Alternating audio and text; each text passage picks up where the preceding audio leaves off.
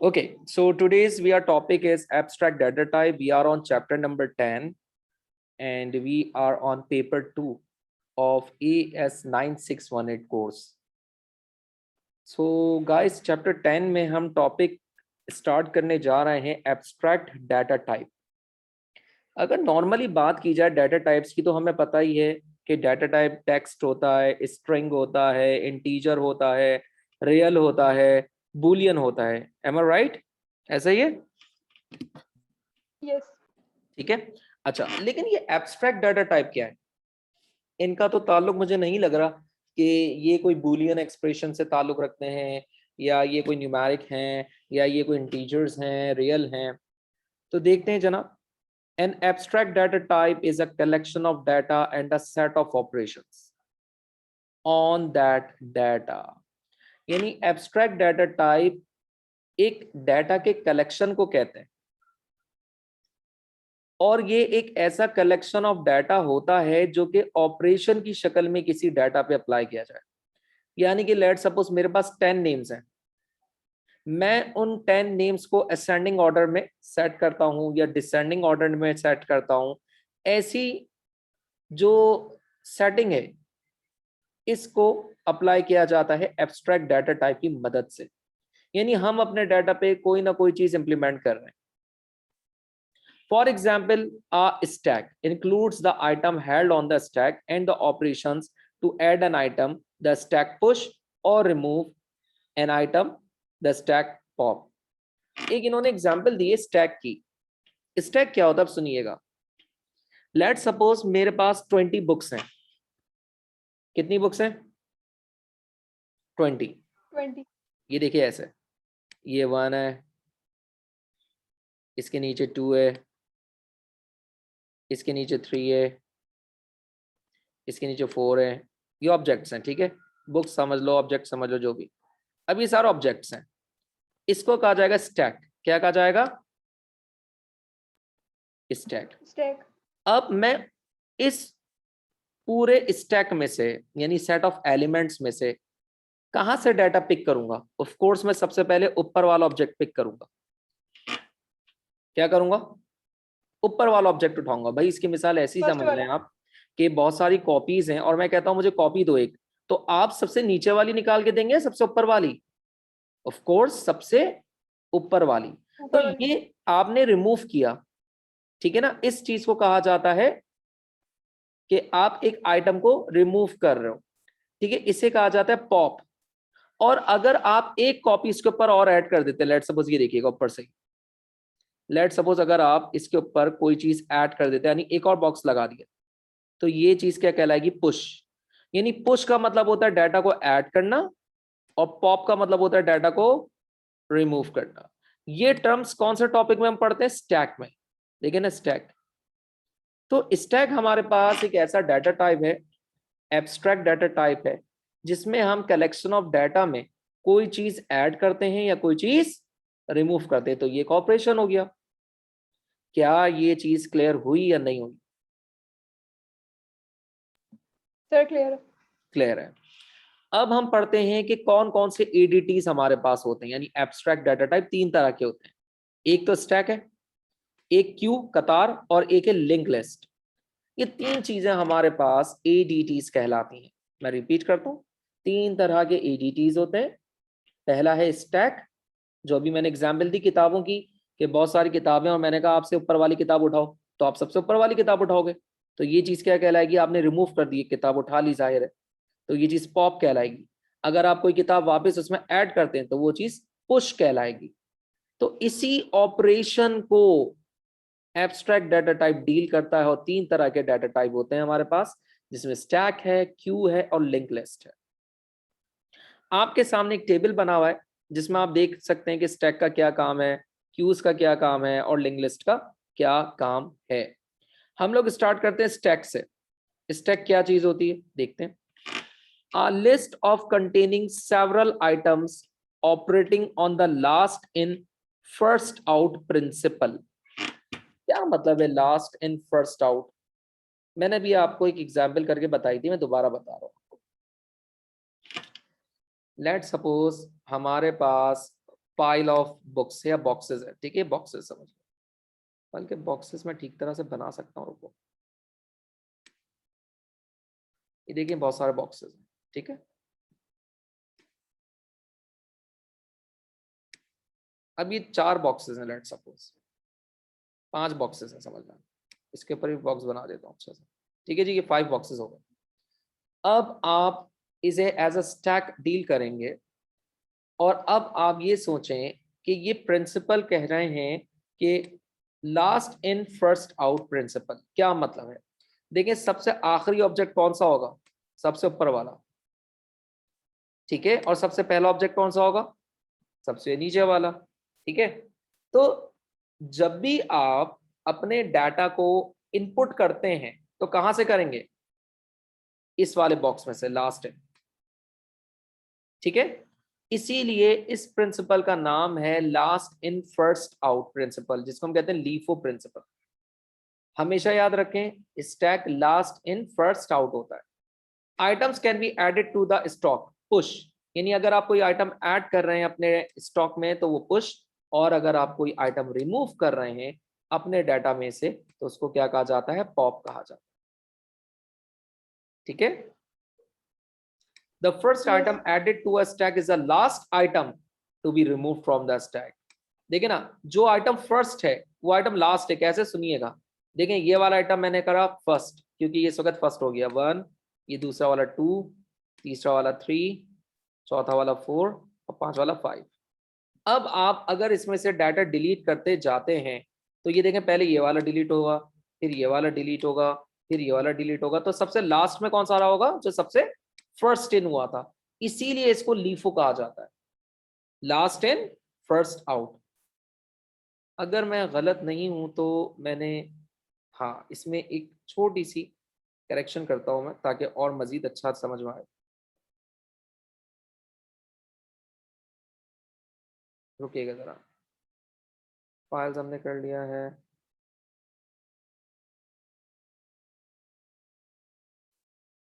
Stacks, ठीक है ना। अच्छा, स्टैक में मैंने आपको क्या बताया समझिएगा, इसमें सर एक सर चीज ये है। जो हाँ बोलो बोलो बोलो। ये जो फाइल्स का आया था अभी, हम्म जो अभी इसमें लिखा हुआ था ना, ओपन आइडेंटिफायर वगैरह, सर ये लिखूं? नहीं, आइडेंटिफायर वेरिएबल को कहते हैं, ये वो वेरिएबल डिक्लेयर करना सिखाया। ये देखना लॉजिक भाई, ये लॉजिक देख लो, सबसे आखिरी वाला बॉक्स कौन सा है? 5 है। लेकिन अगर हम डाटा इसमें से रिमूव करते हैं, लेट सपोज, तो कंप्यूटर पहला डाटा कौन सा रिमूव करेगा according to the logical sequence? First. तो यही लॉजिक है, लास्ट इन फर्स्ट आउट। इसके बाद है क्यू। क्यू के क्या मीनिंग्स होते हैं? कतार, ठीक है। अगर मैं आपसे पूछूं कि क्यू के लिटरल मीनिंग क्या है तो आप कहते हैं कि सर एक लाइन को कहते हैं, ठीक है। तो एडीटीज में ये लाइन क्या है देखते हैं।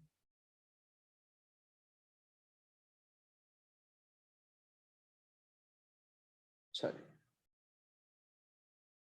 a list containing several items operating on the first in first out, ये कौन से प्रिंसिपल पे काम करता है? FIFO, first in first out. यानी कि सुनिएगा, इसमें भी लेट सपोज अगर मैं कुछ बॉक्सेस ड्रॉ करूं, ये देखें, box number 1, box number 2, box number 3, box number 4, ठीक है।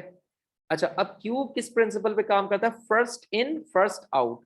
यानी कि आपके पास जब भी आप क्यूब पर काम करते हैं तो आपके पास ये प्रिंसिपल यूज होता है, जो पहले डाटा आएगा वही पहले डाटा एग्जीक्यूट करेगा। भाई क्यू में भी तो यही होता है ना, हम कहते हैं जो लाइन में लोग पहले लगे उन्हीं को सबसे पहले मिलेगा, तो यहां पर भी यही चीज है। अच्छा, items can be added into the queue, ठीक है, आइटम्स क्यू में ऐड किए जाते हैं, उसको कहा जाता है इन क्यू। क्या कहा जाता है? इन क्यू। जिसे वहां पर क्या कहा जाता था? पुश। अगर आइटम डाटा में ऐड करते थे हम तो स्टैक के अंदर उसे पुश कहते हैं, लेकिन क्यू के अंदर उसे इन क्यू कहते हैं। And remove from the Q D Q, और अगर आइटम रिमूव किया जाता है उसको डी क्यू कहते हैं। The first item added to the queue is the first item to be removed from the queue। ये मैं आपको कॉन्सेप्ट दे चुका हूं कि जो आइटम पहले ऐड होगा वही आइटम पहले रिमूव भी होगा। ठीक है जी। इसके बाद हमारे पास तीसरा टॉपिक है लिंक लिस्ट। लिंक लिस्ट यानी लिस्ट से रिलेटेड कोई बात की जा रही है, ठीक है। तो ये देखते हैं क्या चीज होती है। Link list, a list containing several items in which each item in the list points to the next item in the list। यानी कि दो लिस्टें बनाई जाएंगी। देखें भाई, दो इस तरह से, एक लिस्ट ही हो गई, एक लिस्ट ही हो गई, ठीक है। ये दो लिस्ट्स हो गई, ठीक है। इनमें इस तरह से आइटम्स डिक्लेयर किए जाते हैं, जैसे एरेज नहीं होता वैसे। ये देखिए, ये भी एक लिस्ट है ठीक भाई, है। और ये भी एक लिस्ट है। अब इनमें डाटा आइटम हम खुद इनपुट करते हैं। अब लिंक लिस्ट क्या करती है, दोनों लिस्ट आपस में लिंक्ड होती हैं, और एक लिस्ट में जो भी आइटम होते हैं वो दूसरी लिस्ट के आइटम से कंपेयर किए जाते हैं, ठीक है ना। In which each item in the list points to the next item in the list. जैसे इसमें 1 है, 2 है, 3 है, 4 है और 5 है, ठीक है। अब 1 का जो आइटम है वो next item of the list, यहां पर इसको देखेगा या इसके अंदर मर्ज हो जाएगा, या इसके अंदर डाटा जो भी एलिमेंट होगा उससे कंपेयर होगा, जो भी होगा हम आगे डिटेल में पढ़ेंगे। अभी सिर्फ आप कॉन्सेप्ट लेना। अच्छा, in a link list a new item is always added to the start of the list. और यहां पर ये न्यू आइटम ऐड होता है लिंक लिस्ट में इधर। तो अभी सिर्फ आपको कॉन्सेप्ट लेना है, ठीक है जी। इस तरीके से ओके तो अब हम लोग स्टार्ट कर रहे हैं गाइस टॉपिक स्टैक ऑपरेशंस। यानी कि अभी तक हमने सिर्फ इनके कॉन्सेप्ट पढ़े कि किस तरह से काम करते हैं, लीफो है, फीफो है। अब हम इनको मकसद देखेंगे कि किस तरह फंक्शन करते हैं। Stack operations, the value of the base pointer always remains the same during the stack operations. Question ये है कि बेस पॉइंटर क्या होता है। आपको पता है बेस का वर्ड किसी भी चीज की बॉटम के लिए यूज होता है। तो आप देख सकते हैं जो सबसे लास्ट एलिमेंट है वो कहलाएगा बेस पॉइंटर। एक और नोटिसेबल चीज ये कि आपके पास स्टैक में नीचे से काउंटिंग स्टार्ट होती है। कहां से काउंटिंग स्टार्ट होती है, नीचे से, और फिर नीचे से। एलिमेंट्स ऊपर बढ़ते जाते हैं। जो भी आखिरी एलिमेंट होगा वो आपका कहलाएगा टॉप पॉइंटर। क्या कहलाएगा, टॉप पॉइंटर। अगर हम इसको डिलीट कर दें, 79 को लोकेशन नंबर 4 से क्या कर दूं, डिलीट कर दूं, तो इस प्रोसेस को हम क्या कहते हैं, अभी मैंने ऊपर पढ़ाया था, इसको हम कहते हैं पॉप। क्या कहते हैं, पॉप। तो आप देख सकते हैं यहां से ये डिलीट हो चुका है नंबर 4। ये देखिए मैंने लाइन लगाई 4 पर, यहां से 79 पॉप कर दिया मैंने। ये देखिए स्टैक आफ्टर पॉप 79 रिमूव। अच्छा, अब जब 79 रिमूव हो गया तो अल्टीमेटली टॉप पॉइंटर कौन सा बन गया बेटा बताओ, 82। सर 79। 79 तो रिमूव कर दिया, 79 के बाद तो अब कौन टॉप सा पॉइंटर बचा, 82 हो जाएगा। 82, 82। ठीक है। अच्छा, बेस पॉइंटर वही रहा। अब लेट सपोज मैं नंबर 4 पे पुश करता हूँ वैल्यू, यानी कोई वैल्यू ऐड करता हूँ। मैंने क्या ऐड कर दी, जैसे देखो 31। तो अब देखिए 31 क्या बन गया, टॉप पॉइंटर, और बेस पॉइंटर हमारा सेम रहा। इसका मतलब ये हुआ कि स्टैक ऑपरेशंस में बेस पॉइंटर सेम रहता है, लेकिन top pointer according to push और पॉप चेंज होता रहता है। क्या ये समझ में आया,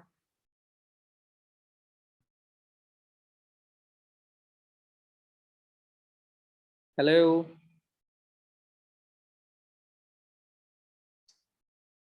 हेलो। अच्छा जी, आगे बढ़ते हैं। A stack can be implemented using an array and a set of pointer। बहुत इंपॉर्टेंट बात हमने ये सीखी, और हम काफी देर से इस चीज को नोट कर रहे हैं कि हमने ओ लेवल्स में भी पढ़ा था कि ऐसे जो सिंगल कॉलम्स होता है वो वन डायमेंशनल एरे कहलाता है। यानी कि स्टैक को हमें फंक्शनल करने के लिए एरे का सहारा लेना पड़ता है या एरे को यूज करना पड़ता है, ठीक है। An array has a finite size. Definitely हम कोई भी एरे डिक्लेयर करते हैं उसका एक साइज होता है। जैसे यहाँ पर आप देख सकते हैं 7 एलिमेंट्स हैं, तो ये साइज ऑफ एरे हो गया 7 एलिमेंट्स, ठीक है। द स्टैक में become full and this condition must be allowed for. जाहिर सी बात है जब आपके पास सारा डाटा फिल्ड अप हो जाएगा, तमाम एलिमेंट्स फिल्ड होंगे, तो वो फुल स्टैक कहलाएगा। और वो कैसा नजर आएगा देखते हैं आप। In pseudo codes, let me remove the, yes, in pseudo codes stack operations are handled using the following statements. अब देखिए हम एल्गोरिथम अगर इसकी बनाते हैं तो किस तरह से हम स्टैक को मेंटेन करते हैं अपने प्रोग्राम में, यानी स्टैक के लिए कौन से सूडो कोड हमारे पास इस्तेमाल होते हैं, तो देखते हैं। Please note that you are not expected to able write the pseudo code statement including this section, ठीक है। However you will be find themself useful to refer back. अच्छा, अब हम लोग क्या कर रहे हैं, एक प्रोग्राम बना रहे हैं, ठीक है जी, स्टैक मेंटेन कर रहे हैं, देखते हैं कैसे। डिक्लेयर करवाएंगे वेरिएबल स्टैक और एरे 1 से लेकर 10 तक, और उनका डाटा टाइप इंटीजर होगा। ये चीज मैं दोबारा समझा देता हूँ। देखिए, सबसे पहले हम वेरिएबल डिक्लेयर करवाते हैं। ये चीज क्या कहलाएगी मेरी, वेरिएबल। ये चीज कहलाएगा साइज ऑफ एरे, और ये चीज कहलाएगी डाटा टाइप। इन तीन चीजों को आपको प्रोग्राम के शुरू में ही डिक्लेयर करवाना है। अब समझने वाली बात यह है कि जी एरे 1 से लेकर 10 तक इसका क्या मतलब है। सबसे पहले हम डिक्लेयर करते हैं स्टैक। स्टैक मैंने फिर बताया क्या है कि एक वेरिएबल है, यहाँ पर एज अ वेरिएबल मैंने यूज किया स्टैक का वर्ड, ठीक है, मिडिल में ये देखिए। इसके बाद मैंने एरे डिक्लेयर किया 1 से 10, और इन दोनों का डाटा टाइप इंटीजर। एरे 1 से 10 का क्या मतलब है ये समझ लें कि देखिए, हमारे पास एरे 1 से 10 का मतलब है कि हमारे पास इस तरह से 10 बॉक्सेस बने होंगे, ठीक है। ये बात क्लियर हुई। स्टैक यस एरेज का ही एक समझने के टूल है, जो कि 1 डायमेंशनल एरे में यूज होता है। अब देखिए 1 2 3 4 5 6 7 8, ठीक है, 2 और बना देता हूं मैं ताकि पूरे 10 हो जाएं, 9 और ये 10। अब ये देखिए, इस तरह से मैंने एरे के एक कॉन्सेप्ट डिक्लेयर कर दी कि 1 से लेकर 10 का यहाँ पर क्या मतलब, ठीक है।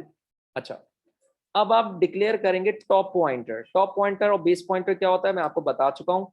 टॉप पॉइंटर कहते हैं सबसे टॉप की वैल्यू को, और बेस पॉइंटर कहते हैं सबसे बॉटम की वैल्यू को।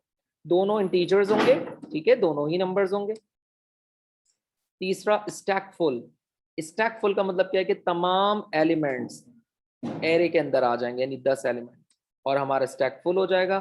और इस तमाम डाटा का डाटा टाइप भी इंटीजर होगा, क्योंकि स्टैक नंबर्स की शक्ल में होगा।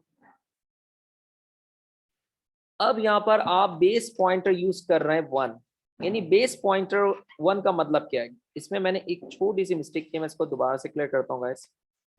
एक मिनट, मैं इसको इरेज कर रहा हूँ। और मैंने जैसे कि आपको बताया कि नीचे से शुरू होता है हमेशा, ठीक है, 1 से शुरू होगा। यहाँ 1 2 3 4 5 टिल 10, ये ऐसे जाएगा, ठीक है। अच्छा, अब बेस पॉइंटर क्या है गाइस, 1 है हमारा, ये रहा बेस पॉइंटर, ठीक है। और स्टैक फुल पॉइंटर क्या है, 10, ये वाला पॉइंटर स्टैक फुल पॉइंटर कहलाएगा, ठीक है, टॉप पॉइंटर जिसको आप कहते हैं, ठीक है जी। अच्छा, इसकी वैल्यू अभी आपने 0 रखी है, क्योंकि इसकी वैल्यू इसलिए 0 रखी है 10th वाले बॉक्स की, क्योंकि अभी इसमें डाटा गया नहीं है, तो अभी इसमें डाटा आपने 0 एज्यूम कर दिया। और ये टोटल कितने हैं, 10 है, तो स्टैक फुल 10 हो गया। इस तरह से आप इसके एल्गोरिथम डिक्लेयर करते हो, ठीक है जी। अच्छा, अब हम आते हैं किस तरह से डाटा पुश करते हैं और पॉप करते हैं, ठीक है। किस तरह से हम डाटा पुश और पॉप करते हैं। पुश का मतलब क्या होता है, ऐड। पॉप का मतलब क्या होता है, रिमूव। देखिए जी, कंडीशन लगाएंगे इफ टॉप पॉइंटर, यानी कि अगर सबसे ऊपर वाला पॉइंटर, जिसे टॉप पॉइंटर हम कहते हैं, ठीक है, छोटा है स्टैक फुल से। स्टैक फुल की वैल्यू बताइए 10 है, टॉप पॉइंटर की वैल्यू बताइए 0 है। तो बताइए क्या 0 छोटा है, बिल्कुल छोटा है 10 से। Then top pointer is equal to top pointer plus 1। तो टॉप पॉइंटर में वैल्यू ऐड होती रहेगी, +1 +2 +3 +4, कब तक चलती रहेगी, जब तक स्टैक 10 फुल ना हो जाए। इसके बाद आप स्टैक टॉप पॉइंटर में आइटम डालेंगे, कोई भी आइटम आप डाल दें। लेट्स सपोज मैंने डाला 23, तो ये अब हमारे सबसे ऊपर वाले पॉइंटर में आ गया। अब दोबारा कंडीशन घूमेगी, 1 के बाद 2 आता है, 2 आ जाएगा, 2 छोटा है 10 से, बिल्कुल छोटा है, दोबारा से एक एलिमेंट आ जाएगा, लेट्स सपोज 15। और इस तरह से आपका डाटा ऊपर से फिल होता रहेगा, ठीक है जी। जैसे ही 10th हो जाएंगे स्टैक फुल हो जाएगा और कैन नॉट पुश। पुश का मतलब क्या होता है, अब आइटम ऐड नहीं होगा, आइटम ऐड इसमें नहीं होगा, राइट। तो इस तरह से हमारे पास एल्गोरिथम। और एक चीज पुश की जा रही है, अभी सिर्फ मैंने यहाँ पर पुश का ऑपरेशन पढ़ाया है, यानी +1 हो रहा है। अगर मैं यही चीज पुल पे पढ़ाता हूँ तो पुल का मतलब क्या होता है, सॉरी पॉप, पॉप का मतलब क्या होता है -1। तो सिंपल -1 में आप देख लें, ठीक है सर। -1 में आप देख लेते हैं अभी। अगर पॉइंटर टॉप पॉइंटर बराबर हो बेस पॉइंटर -1, यानी कि टॉप पॉइंटर में से बेस की हर वैल्यू माइनस होती रहेगी, ठीक है, तो स्टैक एम्प्टी हो जाएगा। जाहिर है जब हर वैल्यू माइनस होती रहेगी तो टॉप पॉइंटर एक वक्त आगे 0 हो जाएगा, ठीक है जी। अच्छा, और अगर ऐसा ना हो तो स्टैक के तमाम आइटम, स्टैक के जो भी पॉइंटर्स आइटम में स्टोर हो जाए, यानी कि 10 9 8 7 6 5 4 3 2 1 ये तमाम आइटम्स बन जाएंगे। और टॉप पॉइंटर में से हर वैल्यू माइनस होती रहेगी, नीचे जाएगी बेस पॉइंटर पर, और इस तरह से बारी बारी एक एक वैल्यू रिमूव होगी। ऊपर देखें प्लस हो रही थी, यहाँ पर माइनस हो रही है, तो जहां पर प्लस हो रही है वहां पर पुश हो रहा है, जहां पर माइनस हो रही है वहां पर पॉप हो रहा है।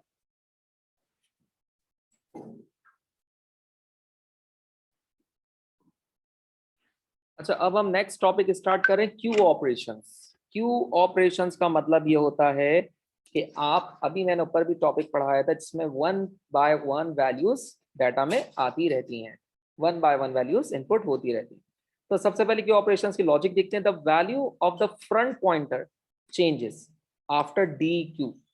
देखिए इसमें भी दो चीजें थी, डी क्यू और इन क्यू, ठीक है जी। अब हम लोग ये पढ़ेंगे कि डी क्यू का मतलब क्या होता है, रिमूव करना। इन क्यू का मतलब क्या होता है, ऐड करना, ठीक है। मैं इस पे माइनस लिख देता हूँ और इस पे प्लस बना देता हूँ, ठीक है ना। इन क्यू मतलब प्लस, डी क्यू मतलब माइनस, ठीक है जी। अच्छा, अब हमारे पास वापस एक एरे है और आप देख सकते हैं क्यू ऑपरेशंस में आपके पास टॉप 1 होता है, जबकि स्टैक में 1 नीचे से शुरू होता है, लेकिन क्यू में 1 ऊपर से शुरू हो रहा है। 1 2 3 4 5 6 7, तो हमारे पास टोटल आइटम 7 है। सबसे टॉप वाली पोजीशन स्टैक में टॉप पॉइंटर और बेस पॉइंटर कहलाता था, इसमें अलग चक्कर है, इसमें फ्रंट पॉइंटर और रेयर पॉइंटर कहलाता है। तो जनाब अगर हम 27 को डिलीट कर देते हैं, डिलीट करने को डी क्यू कहते हैं, तो देखें डिलीट कर दिया, यहाँ पर खाली हो गया, तो ऑटोमेटिकली अब फ्रंट पॉइंटर क्या बन जाएगा, 34, सही है। रेयर पॉइंटर वही रहा 79, डी क्यू कर दिया, देखें डी क्यू मतलब रिमूव। अच्छा, अब हम अगर इसमें कोई ऐड करते हैं यानी इन क्यू करते हैं, लेट सपोज मैंने 31 ऐड किया, तो देखिए 31 यहां से ऐड होगा, ऊपर से नहीं आएगा। ऊपर से तो स्टैक में आता है ना, ऊपर से डाटा स्टैक में ऐड होता है, लेकिन क्यू ऑपरेशंस में डाटा नीचे से ऐड होता है। ऊपर वाली आपका जो 1 है वो खाली रहा, लेकिन 5th जो है वो ऑक्यूपाइड हो गया और रेयर पोजीशन चेंज हो गई। रेयर पॉइंटर 79 था, लेकिन जब हमने 31 ऐड किया अपने डाटा में, यहाँ पर आप देख सकते हैं, तो इस सिनेरियो को इन क्यू कहा जाता है, जिसमें आप चीज को, एलिमेंट को ऐड करते हैं, आइटम को ऐड करते हैं। और नई चीज क्या सीखी कि रेयर पॉइंट चेंज हो रहा है, 79 से 31 पर जा रहा है।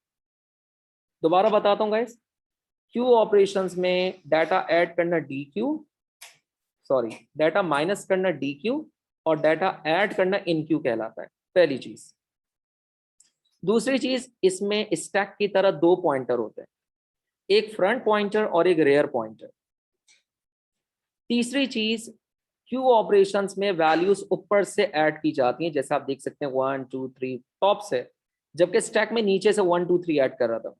अच्छा, चौथी चीज, अगर आप डाटा को रिमूव करते हैं, ठीक है, वो डी क्यू कहलाता है और टॉप से रिमूव होता है। ये देखें 1 पे रिमूव हो गया डाटा, लेकिन जब मैं डाटा को इन क्यू कर रहा हूं यानी ऐड कर रहा हूं 31, तो 31 ऊपर ऐड नहीं हो रहा, बल्कि गाइस नीचे 5th पोजीशन यानी 4th के बाद जो नेक्स्ट वैकेंट पोजीशन है 5th, उस पर जाकर 31 रिसाइड हो रहा है और वो ऑटो चेंज हो रहा है। 79 अब नहीं रहा रेयर, बल्कि 31 रेयर हो गया।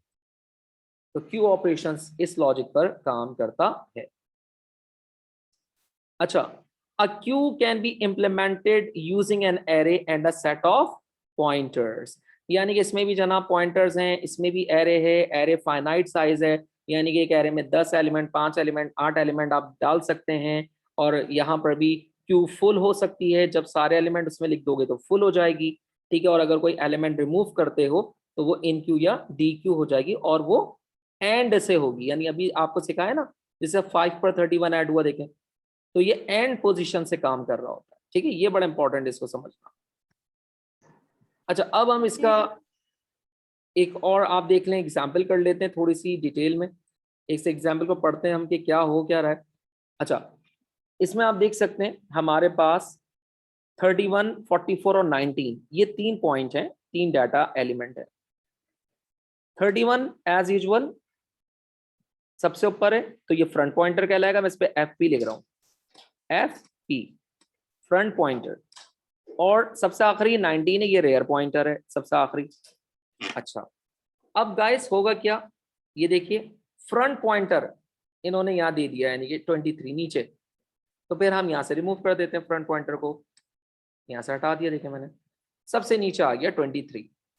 अब ये देखिए इसमें क्यू की लेंथ कितनी है, क्यू की लेंथ मतलब कितने टोटल एलिमेंट है, 4 है। कौन कौन से भाई, 31, 44, 19 और 23। देखिए ना 4 है ना ये, 1 2 3 और ये चौथा, तो क्यू लेंथ 4 कहलाएगी। और जो सबसे आखिरी एलिमेंट है 23 वो फ्रंट हो जाएगा। अच्छा, अब देखते हैं फ्रंट 31 है यहाँ पर, रियर 19 है यहाँ पर। अब ऐसा क्यों हो रहा है चेक करते हैं, इसको थोड़ा सा जूम आउट करता हूँ। अच्छा, ये देखें क्यू ऑपरेशंस में क्यू लेंथ 3 हो गई, क्यों भाई, एक एलिमेंट, 2 एलिमेंट और तीसरा एलिमेंट। अच्छा, आफ्टर डी क्यू 23 रिमूव, और यहां से मैंने 23 रिमूव किया, जब 23 यहां से डिलीट हो गया तो देखें 10th वैकेंट हो गया खाली, और ऑटोमेटिकली फ्रंट पॉइंटर यहां से निकलकर ऊपर से ऐड हो गया। ये समझने वाली बात है, इसको कहेंगे डी क्यू, डाटा रिमूव करना डी क्यू कहलाता है क्यू ऑपरेशन। अच्छा, लेट सपोज अब मैं ऐड कर रहा हूं, यानी अब मैं 4th पोजीशन पे 57 इन क्यू कर रहा हूं, इन क्यू कहते हैं ऐड करने को। तो ये देखो, तो देखो गाइस यहां पर इन क्यू जब हमने किया ना, तो आखिरी वाले एलिमेंट से डाटा इन होगा, ऊपर वाले से नहीं हुआ। स्टैक में कैसे हो रहा था, ऊपर वाले से हो रहा था। क्यू ऑपरेशंस में कहां से हो रहा है, नीचे वाले में। तो ऑटोमेटिकली जो रेयर पॉइंट 19 था, जब 4th पोजीशन पर ये देखें 57 आया, तो रेयर पॉइंट नीचे खिसक गया और रेयर पॉइंट 57 हो गया। इस तरह से आपका क्यू ऑपरेशंस काम करता है। उम्मीद है कि लॉजिक क्लियर होगी, ठीक है जी। अच्छा, अब इसके जो सूडो कोड है वो हम इंशाल्लाह नेक्स्ट क्लास में करेंगे, ठीक है जी। तो गाइस इंशाल्लाह ताला इसी लेक्चर को कंटिन्यू करेंगे, और हम लोग इसके सूडो कोड्स और इसमें इन क्यू और डी क्यू को logically with the help of pseudo code इंशाल्लाह ताला नेक्स्ट क्लास में कंटिन्यू करेंगे। टिल देन टेक केयर, अल्लाह हाफिज़।